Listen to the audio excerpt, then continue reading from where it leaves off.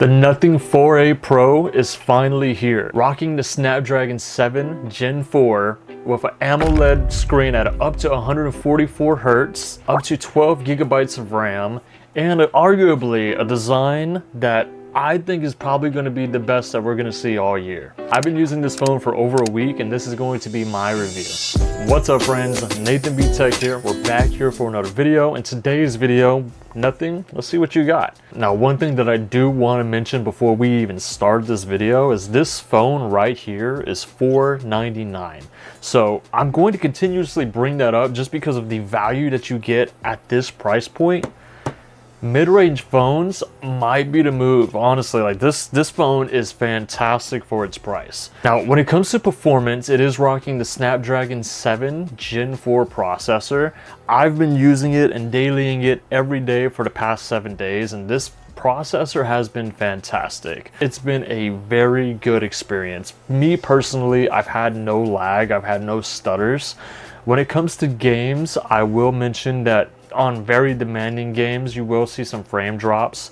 So if you are planning to be a full-time gamer, this phone's definitely not for you. However, if you are going to casually game or just game, you know, once a night, I think this is still a great phone. Me personally, I was rocking the new title 7 Deadly Sins Origins, and I've been rocking it at about high settings with a frame cap up to 144 Hz. Maybe it's the game, but I've not received 144 Hz. It might not just be updated to utilize that capability. However, still, it was still a smooth experience. I did get roughly about 45-60 Hz on a high settings profile, and to be fair, it was still performing really good. It's not something that I was particularly upset with. I was able to do my boss fights. I was able to roam around the world with no issues at all. So using that game as a benchmark, that's pretty comparable to what Genshin Impact is going to be doing. Obviously, you got race games like Race Car X and stuff like that. Very demanding on the graphics, but still very good processor. I have no complaints there.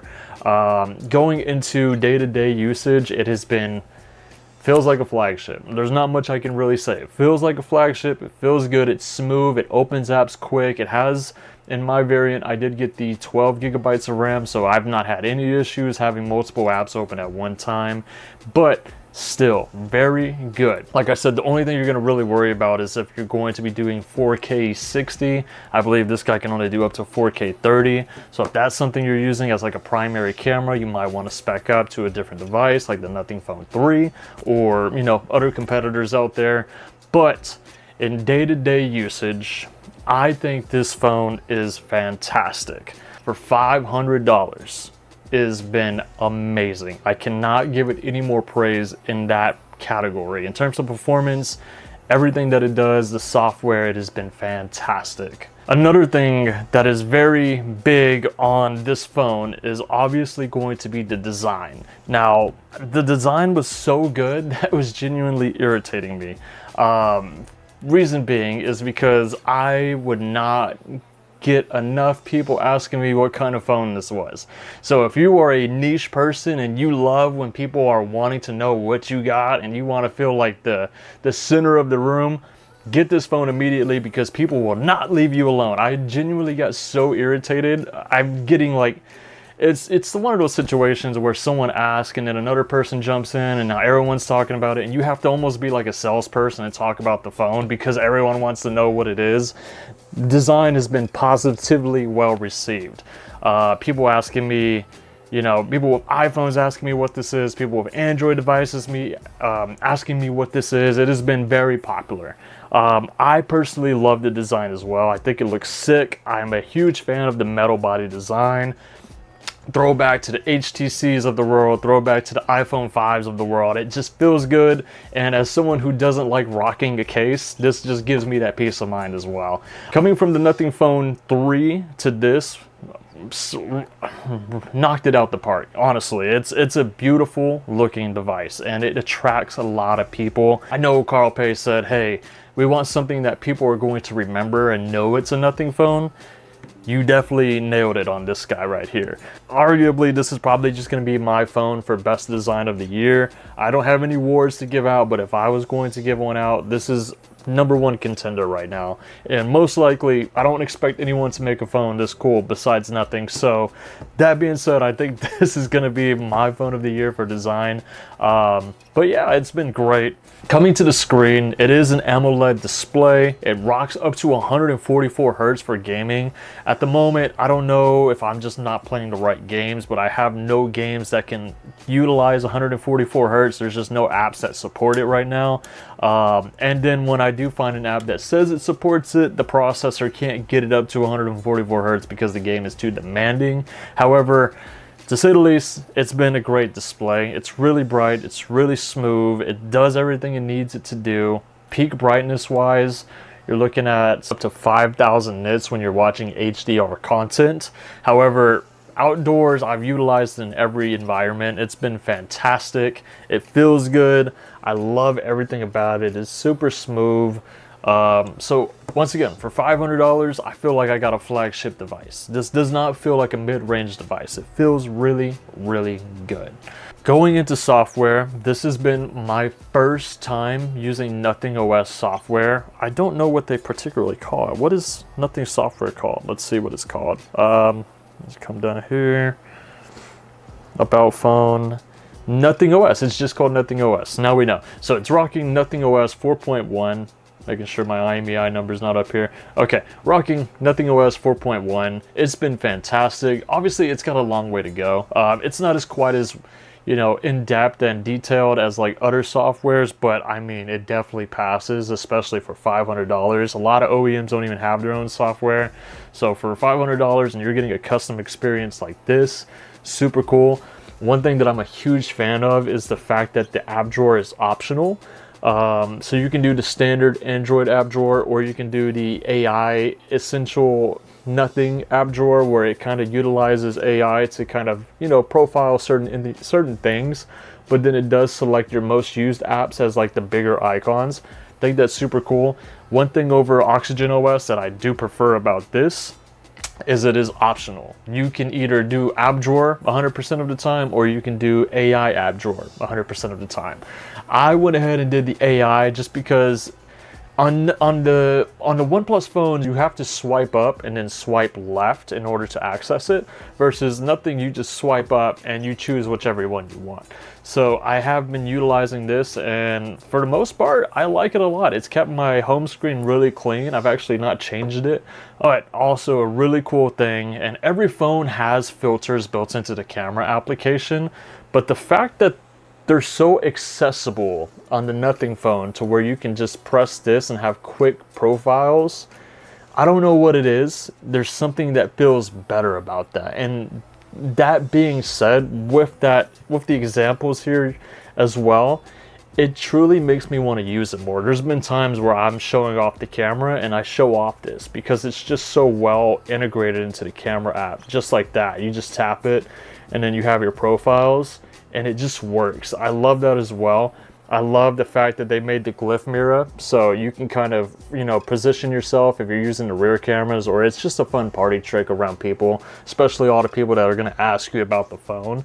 Another huge thing that I really, really love is the detail in the notification toggle, right? So obviously I have my connected devices, and it shows me, right, like I have connected devices. It shows me the battery life right off the jump.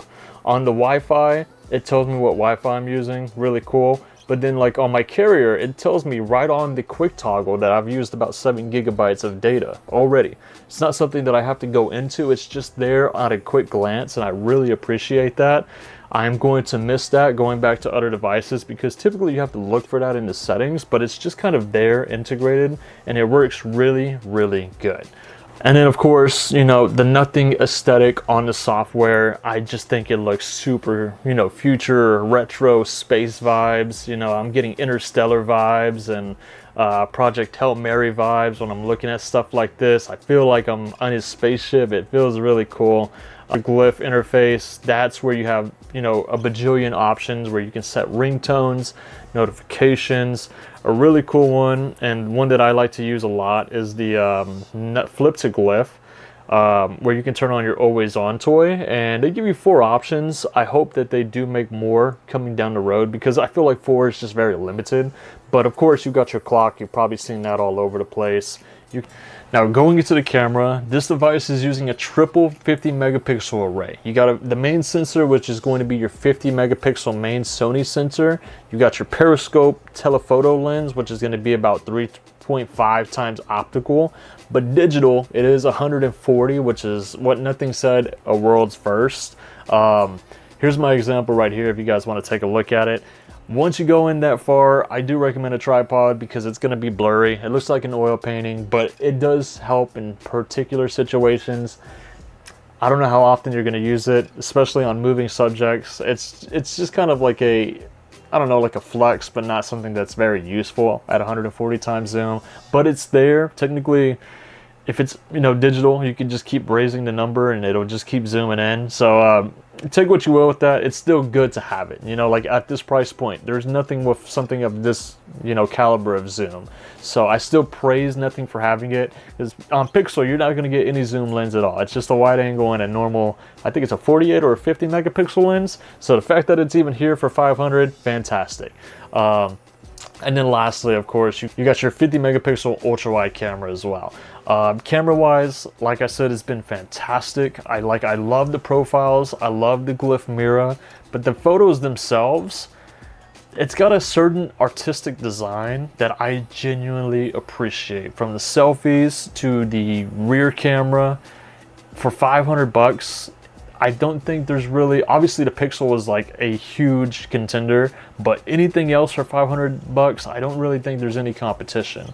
I love the Nothing phone and I love the Pixel, and cameras is usually very controversial, and I think Nothing really sealed the deal. Whatever type of like post-processing they're using for that you know, that after post design, I really appreciate it. From the skin tones to the HDR in the background, it looks really good. It's been fantastic.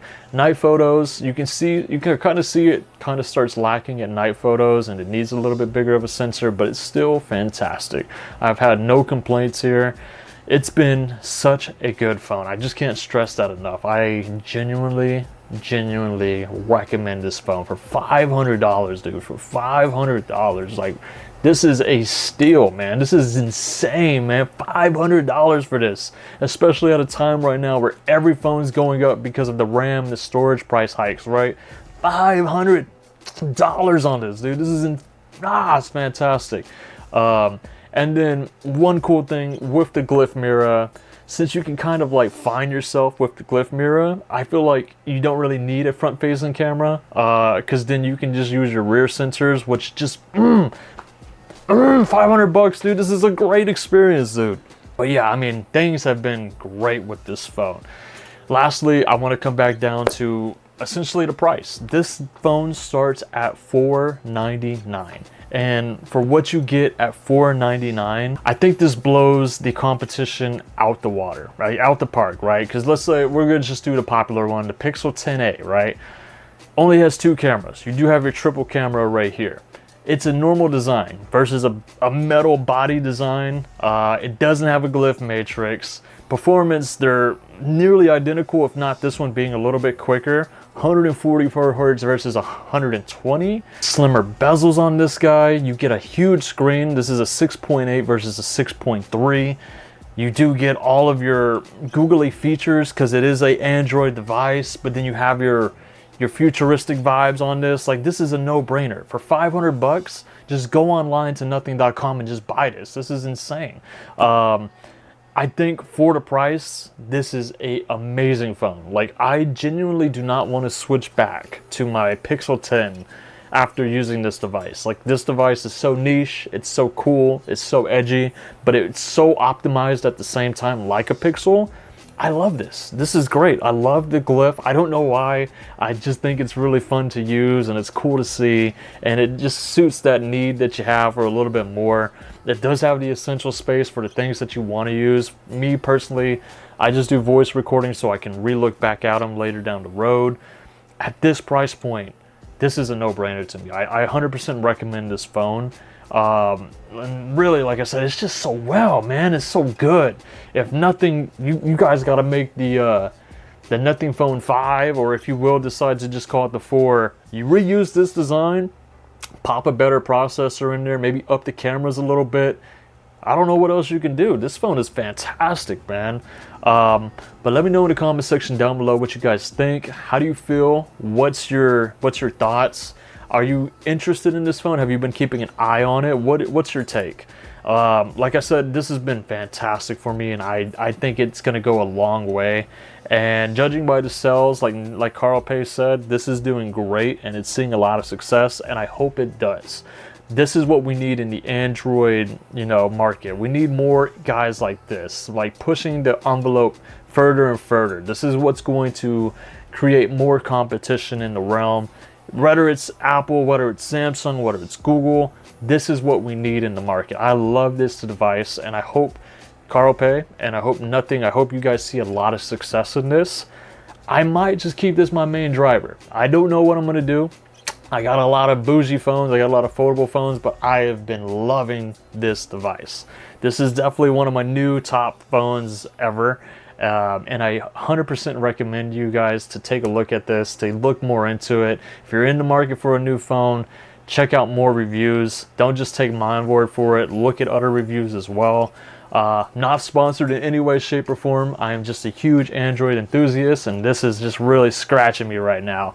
But let me know what you guys think in the comment section down below. If you did enjoy the video, make sure to drop a big fat like. It really helps the channel grow. I need it. I only have 200 subscribers, and I put a lot of work into these videos. And if you're here, why not subscribe too? Follow me. I make a lot of reviews, so. But I'll catch you guys in the next one. I hope you enjoyed the video. Stay safe out there. I love y'all. Peace.